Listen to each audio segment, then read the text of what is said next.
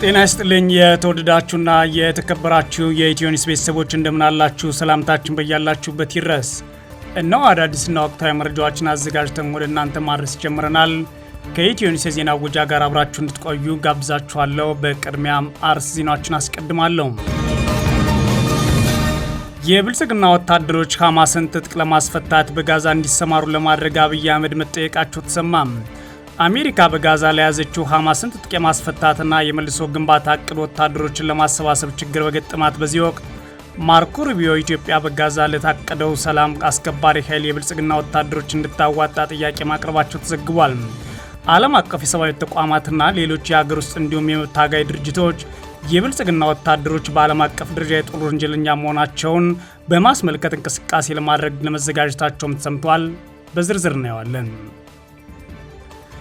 ሌተናል ጄኔራል መሐመድ ተሰማ ፋኖን ተዋግተን ካሸነፍናቸው ኃይሎች ጋር እየሰራብን ነው ሲሉ ከሰሱ። የአማራ ክልል የብልጽግና ርዕሰ መስተዳድር አረጋ ከበደ በበኩላቸው ሄደን ከፋኖ ጋር መደራደራችን አይቀርም ሲሉ ተናግረዋል። በአማራ ክልል የተለያዩ አካባቢዎች በአገዛዙ ጦርና ፋኖ ኃይሎች መካከል የሚደረገው ውጊያ ዛሬም ተጠናክሮ ቀጥሏል። በዝርዝር እንመለከታለን። በኢፈርት ኩባንያዎች ላይ ተጥሎ የነበረው የባንክ ሂሳብ እገዳ መነሳቱ ተሰማ። በትግራይ መልሶ ማቋቋም ኢንዶመንት ፈንድ ኢፈርት ስር በሚንቀሳቀሱ 22 ኩባንያዎች የባንክ ሂሳብ ላይ ተጥሎ የነበረው የብልጽግና እግድ ተነስቷል ተብሏል። ይህንንም በዝርዝር ነግራችኋለሁ።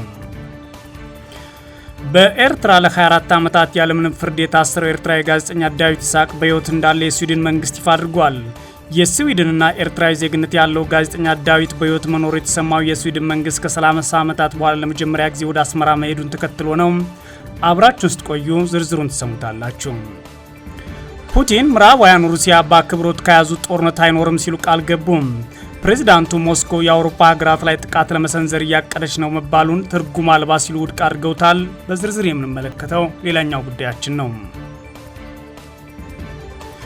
አሜሪካ በሶሪያ በሚገኘው አይኤስ ላይ ከባድ ድብደባ ፈጽማለች። አሜሪካ በሶሪያ ውስጥ በሚገኘው የእስላሚክ ስቴት ቡድን አይኤስ ላይ ከፍተኛ ጥቃት ፈጽሟን ይፋ አድርጋለች። የአሜሪካ ጦር ኃይል ድብደባውን የፈጸመው አይኤስ በወታደሮች ላይ ለፈጸመው ጥቃት ምላሽ ለመስጠት በሚል መሆኑም ተሰምቷል። የተወዳችሁና የተከበራችሁ የኢትዮ ኒውስ ቤተሰቦች አብራችሁን ቆዩ። ወደ ዝርዝሩ አልፋለሁ። የብልጽግናው ሌተናል ጄኔራል መሐመድ ተሰማ ፋኖን ተዋግተን ካሸነፍናቸው ኃይሎች ጋር እየሰራብን ነው ሲሉ ከሰሱ። የአማራ ክልል የብልጽግና ርዕሰ መስተዳድር አረጋ ከበደ በበኩላቸው ሄደን ከፋኖ ጋር መደራደራችን አይቀርም ሲሉ ተደምጠዋል።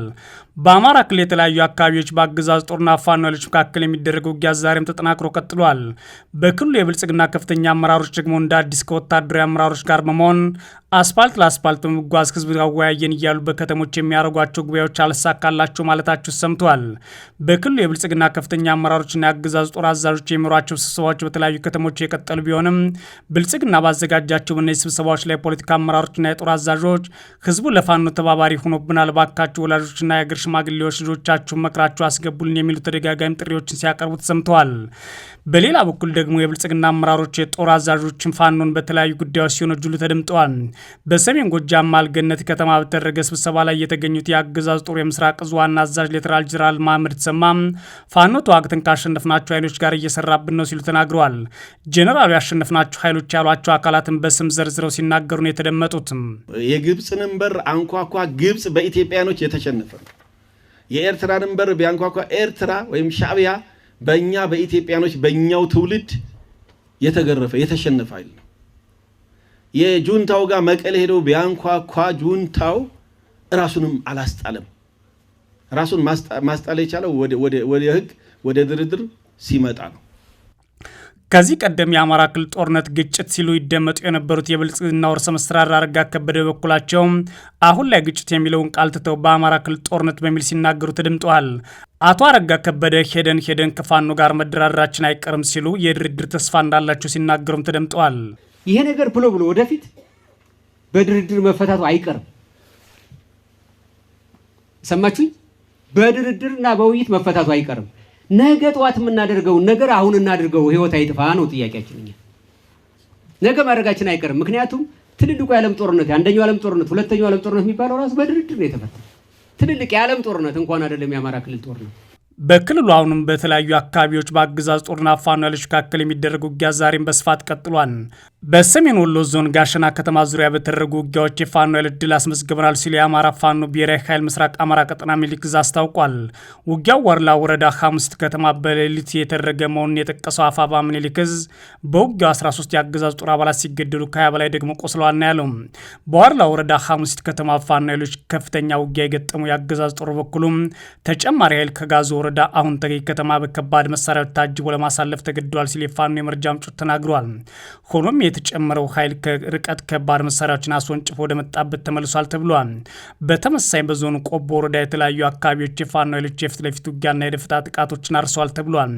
በተለይም በቆቦ ከተማ ዙሪያ አቧሬ የተባለ አካባቢ ሮቢት ከተማ በተከፈቱ የደፈጣ ውጊያዎች በርካታ የአገዛዙ ወታደሮች መገደላቸውን አፋባ ሚኒሊክ ዕዝ ያስታወቀው። በተለይም የፋኖ ኃይሎች በራያ ቆቦ ወረዳ ሮቢት ከተማ መግባት ወደ ቆቦ ከተማ መውጫ ወለይት ድልድይ ላይ ኬላ ጥበቃ የነበሩ ወታደሮችን መገደላቸውን አፋባ አስታውቋል። ቆቦ ከተማ ቅርብ ርቀት አቧሬ የተባለ አካባቢ በተፈጸመ የደፈጣ ጥቃት 6 የአገዛዙ ወታደሮች መገደላቸውን የፋኖ የመረጃ ምንጮች ለኢትዮኒውስ አረጋግጠዋል። አዲስ ቀኝ ድንጋይ ቀበሌ፣ ሮቢት እንዲሁም ሆርማትና አቧሬ አካባቢዎች የፋኖ ኃይሎች ተከታታይ ቀናት በቆቦ ወረዳዎች ጥቃት ከከፈቱባቸውና የደፈጣ ውጊያዎች ካደረጉባቸው አካባቢዎች መካከል ሲሆኑ የአገዛዙ ጦር አባላትን በእነዚህ ቦታዎች መገደላቸውን ነው የፋኖ የመረጃ ምንጮች አክሎ የተናገሩት። በተመሳሳይ በዛሬው ዕለት ታህሳስ 11 2018 ዓ ም ሌሊት በደቡብ ጎንደር ዞን ላይ ጋይንት ወረዳ ውጊያ መቀስቀሱን የፋኖ ኃይሎች ናቸው ያስታወቁት። በወረዳው ዛጎች የተባለ አካባቢ በሌሊት በተቀሰቀሰው ውጊያ የአገዛዙ ጦር አባላት ሲገደሉ በፋኖ አባላት ላይ የአካል ጉዳት ደርሷል ተብሏል። በተያያዘም በዚሁ ጎንደር ቀጠና በዛሬው ዕለት በምዕራብ አርማጭሆ ወረዳ ቶርካ አካባቢ እንዲሁም በትላንትናው ዕለት በወረዳዋ ሟት ፋቲያ የተባሉ አካባቢዎች የፋኖ ኃይሎች በከፈቱት ውጊያ ከ15 በላይ የአገዛዙ ወታደሮች መገደላቸውና የአማራ ፋኖ ብሔራዊ ኃይል ሰሜን አማራ ቀጠና በላይ ዘለቀ ዕዝ ያስታወቀው። በሌላ በኩል በክልሉ ሰሜን ሸዋ ዞን ምንጃር ወረዳ ሲቪለን የተባለ አካባቢ የፋኖ ኃይሎች የፈጸሙት የደፈጣ ጥቃት የአገዛዙ ወታደሮች ላይ ከፍተኛ ጉዳት ደርሷል ሲል የአማራ ፋኖ ብሔራዊ ኃይል ደቡብ አማራ ቀጠና ሳምኖ ዕዝ አስታውቋል። በተጨማሪም በወረዳው በር ወሌሱ ባልጭና ኬላ እንዲሁም ሸንኮራ ወንዝ አካባቢዎች የተደረጉ ውጊያዎች ሰብአዊና ቁሳዊ ጉዳት ደርሷልም ተብሏል። የብልጽግና ወታደሮች ሐማስን ትጥቅ ለማስፈታት በጋዛ እንዲሰማሩ ለማድረግ አብይ መጠየቃቸው ሰምቷል። አሜሪካ በጋዛ ላይ ያዘችው ሐማስን ትጥቅ የማስፈታትና የመልሶ ግንባታ እቅድ ወታደሮች ለማሰባሰብ ችግር በገጠማት በዚህ ወቅት ማርኮ ሩቢዮ ኢትዮጵያ በጋዛ ለታቀደው ሰላም አስከባሪ ኃይል የብልጽግና ወታደሮች እንድታዋጣ ጥያቄ ማቅረባቸው ሰምቷል። የአሜሪካ ውጭ ጉዳይ ሚኒስትር ማርኮ ሩቢዮ በዓለም አቀፍ ደረጃ የተመሰከረለት የጦር ወንጀል በመፈጸም የራሱን ሕዝብ በመጨፍጨፍ አስገድዶ መድፈር፣ በጅምላ ግድያና በማፈናቀል እንዲሁም ብሔር መሰረት ያደርጉ ጥቃቶችን በመፈጸምና የራስ ሀገር ዜጎችን በማሰደድና በመግደል የተፈረጀውንና ለ7 ዓመታት የእርስ በርስ ጦርነት ስራ ያደርገውን የብልጽግና ወታደር በጋዛ ለታቀደው ዓለም አቀፍ የጸጥታ ኃይል ወታደሮቿ እንድታዋጣ እንዲያስቡበት አብይ አህመድ መጠየቃቸውን ዘ ታይምስ ኦፍ እስራኤል የምዕራባውያን ዲፕሎማቶች ነገሩ ብሏል። ዋሽንግተን በፕሬዚዳንት ዶናልድ ትራምፕ የ20 ነጥብ የጋዛ እቅድ ስር የተመለከተውን ዓለም አቀፍ ኃይል ለማዋቀር በሚደረገው ጥረት ጥያቄው በዚህ ሳምንት መጀመሪያ ላይ እየቀረበ ነው ተብሏል። እቅዱ በጦርነቱ ምክንያት ክፉኛ በፈራረሰው የፍልስጤም ግዛት ውስጥ መልሶ ግንባታና ኢኮኖሚያዊ ማገገም ላይ ትኩረት ለሚያደርገው የሽግግር ወቅት ክትትል የሚሰጥ ዓለም አቀፍ የጸጥታ ኃይል እንዲኖር ይጠይቃል። ግዛቱ ላለፉት 2 ዓመታት በላይ በዘለቀው ጦርነት ምክንያት ከፍተኛ ውድመት እንደደረሰበት ዓለም ያውቃል። ብዙ ሀገራት በዓለም አቀፍ ኃይሉ ውስጥ ተሳትፎ ማድረግን በጥንቃቄ የተመለከቱት ቢሆንም ዩናይትድ ስቴትስ ለጸጥታ ኃይሉ ድጋፍ ለማግኘት ተግዳሮት እንደገጠማት ማድረጉን ዘገባው አመላክቷል። ታዲያ በብዙዎቹ ዘንድ ወንጀለኛ የተደረገውና አሁን ላይ ማንም ጠያቂ የሌለውና በሀገር ውስጥ ዜጎች ጭምር ክብር ያልተገኘለት የብልጽግና ሰራዊት በዛ እንዲሰማራ አብይ አህመድ መጠየቃቸው ሰምቷል። የመረጃ ምንጮቻችን እንደሚሉት አብይ አህመድ ይህን በደስታ የሚቀበለው ጉዳይ ቢሆንም በዓለም አቀፍ ደረጃ ግን በሚቀርብበት ክስ ምክንያት አሜሪካ መልስ ሀሳቧ ልትቀይር ቻለች ተብሏል። በተለይም የተልዕኮ ዓላማ በጋዛ የሚንቀሳቀሰው ሐማስ ትጥቅ ማስፈታት መሆኑ ሀገራት ለማሳተፍ እንዲሰጉ አድርጓቸዋል የሚለው ዘገባው ይህ ስጋት በእቅድ ደረጃ ላይ የሚገኘው የጸጥታ ኃይል አባላትን የማሟላት ጥረት እንዳወሳሰበውም ተመላክቷል። የቀረበው ጥያቄ በተመለከተ ከብልጽግናው መንግስት በኩል ሆነ ከአሜሪካ ውጭ ጉዳይ መስሪያ ቤት እስካሁን የተሰጠ ይፋ መግለጫ የለም። በቅርቡ የአሜሪካ ውጭ ጉዳይ ሚኒስትር ማርኮ ሩቢዮ ከአብይ አህመድ ጋር ባደረጉት ውይይት ባልተለመደ ሁኔታ ስለ ኢትዮጵያ ውስጥ ጉዳዮች አለማንሳታቸውን የአሜሪካ ውጭ ጉዳይ መስሪያ ቤት መግለጫ ጠቅሶ አዲስ ስታንዳርድ መዘገቡ ይታወሳል። እንደ አሜሪካ ውጭ ጉዳይ መስሪያ ቤት ገለጻ ከሆነ ውይይቱ የተኮረው ዩናይትድ ስቴትስና ኢትዮጵያ ለቀጠናዊ መረጋጋትና በአፍሪካ ቀንድ ለሰላም መሰረት ለመጣል ባላቸው የጋራ ቁርጠኝነት ላይ ተወያይተዋል ነበር የተባለው። ይህም ሆኖ አሜሪካ የብልጽግና ወታደሮች በጋዛ ለማሰማራት ማሰቧ በትክክል ከተረጋገጠ ዓለም አቀፍ ተቋማት፣ የሰብአዊ ድርጅቶች ብሎም በኢትዮጵያ የህልውናና የመብት ትግል የሚያደርጉ ቡድኖች በዚህ ብልጽግና ኃይል የተፈጸመውን ዓለም አቀፍ ወንጀል በማስረዳት አሜሪካ ሀሳቧ እንድትሰርዝና በህግ ተጠያቂነት እንዲሰፍን የሚደረገው እንቅስቃሴ ሊያበረታው ይችላል ተብሎ ይጠበቃል። በኢፈርት ኩባንያዎች ላይ ተጥሎ የነበረው የባንክ ሂሳብ እግድ መነሳቱ ተሰማ። በትግራይ መልሶ ማቋቋም ኢንዶመንት ፈንድ ኤፈርት ስር በሚንቀሳቀሱ 22 ኩባንያዎች ላይ የብልጽግና መንግስት ጥሎት የነበረውን እግድ አንስቷል ተብሏል።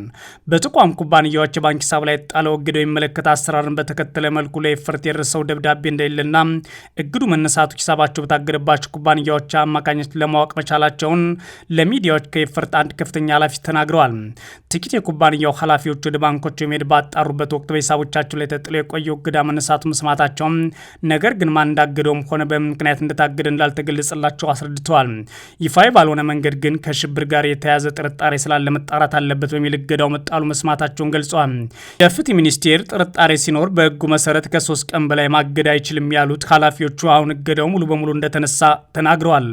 እነዚህ 7 ኃላፊዎች የእግዱን መንስኤ ለማወቅ እንዲሁም እግዱ እንዲነሳ ለማድረግ ጥረቱ ሲያደርጉ መቆየታቸውን የገለጹት ከፍተኛ ኃላፊ ከቀናት በፊት እግዱ ስለመነሳቱ በቃል እንደተነገራቸው ይናገራሉ። ለችግሩ መፈታት በክልሉ መንግስትና ፌዴራል መንግስት መካከል የተደረጉ ንግግሮች አስተዋጽኦ አድርገው ላይ እንደሚችል ግምታቸው አስቀምጠዋል።